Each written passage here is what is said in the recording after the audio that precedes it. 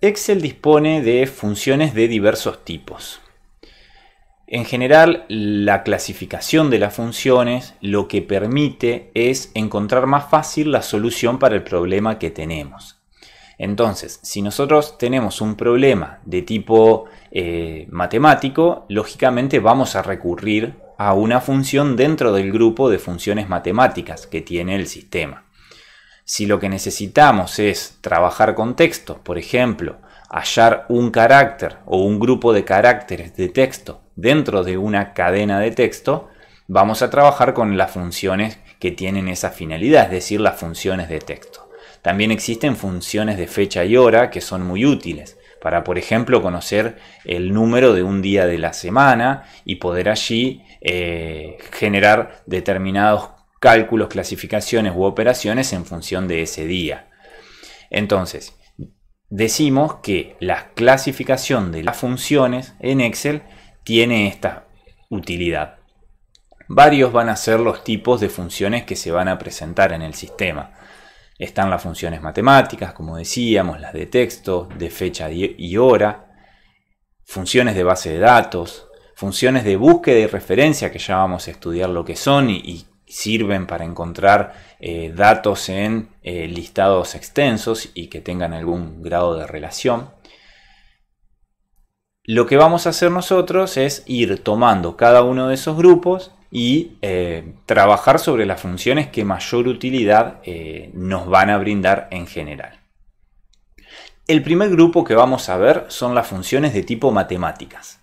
Estas funciones, decimos, son aquellas que permiten realizar operaciones de tipo algebraicas y que nos van a arrojar un resultado, que en general se trata de un resultado numérico. Nosotros a su vez, a los fines de esta presentación, hemos generado una subclasificación dentro de las operaciones matemáticas entre aquellas que sirven para hacer operaciones propiamente dichas u otro tipo de funciones sobre los números, como pueden ser funciones de ajuste para redondear u otro tipo similar. Vamos a ver a continuación un grupo de funciones matemáticas que son del tipo operaciones, es decir, aquellas que nos van a permitir realizar, como decíamos, ciertas operaciones y obtener un resultado. En primer lugar aparece la función de suma.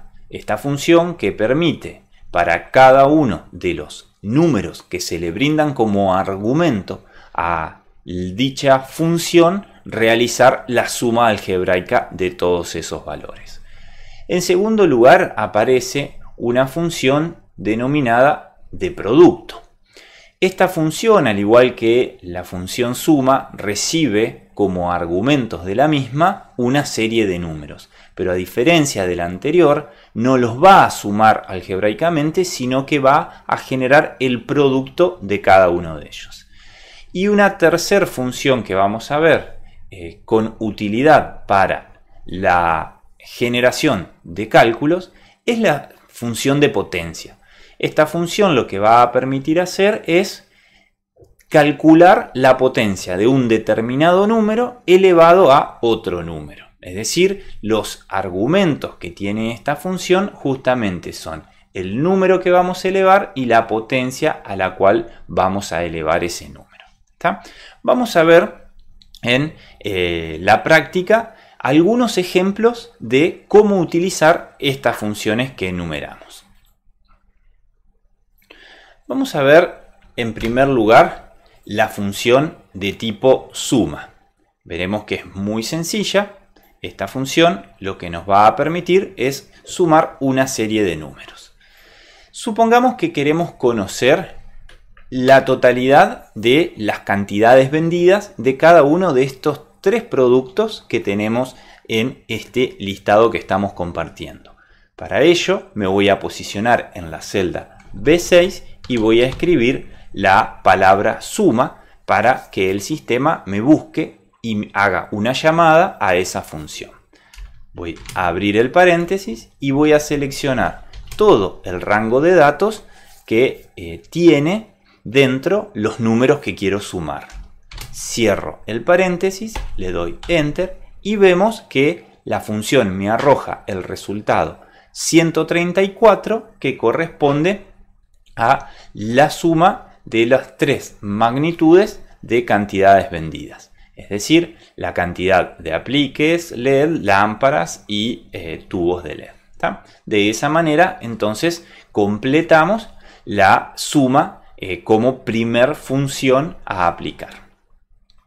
Una segunda función que enumerábamos dentro de las funciones matemáticas para la realización de operaciones es la función de producto. La función de producto lo que me va a permitir es multiplicar todos los números que le demos como argumento.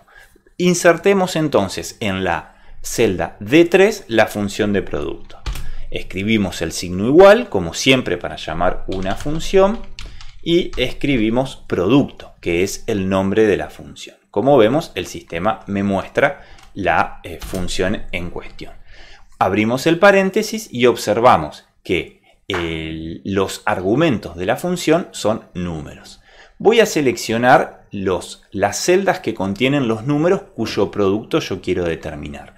En este caso, el producto que quiero realizar es la multiplicación entre la cantidad vendida y el precio unitario.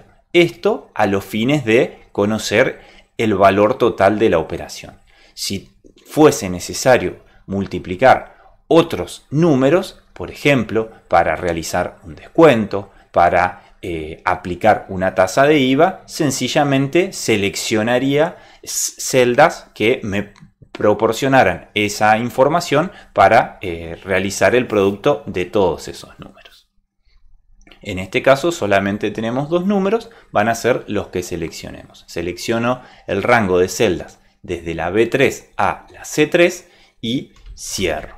Cuando le doy Enter, podemos observar que se determina como resultado de la función producto el valor de 2.392 pesos.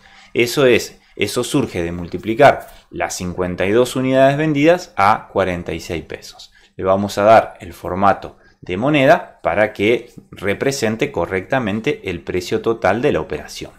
Luego, si acopio este mismo cálculo en las celdas hacia abajo, tengo también el valor de venta de los restantes productos, es decir, lámparas espiral y tubos de LED, por 495 y 5.494 respectivamente. De esa manera entonces aplicamos las fórmulas, las funciones de suma y la función de producto. Vamos a ver a continuación cómo aplicar la función de potencia. Supongamos nosotros que tenemos el número 200, un número cualquiera que hemos tomado para este ejercicio, y queremos elevarlo a la potencia de 2, es decir, el número al cuadrado. Vamos a ver cómo funciona esta función.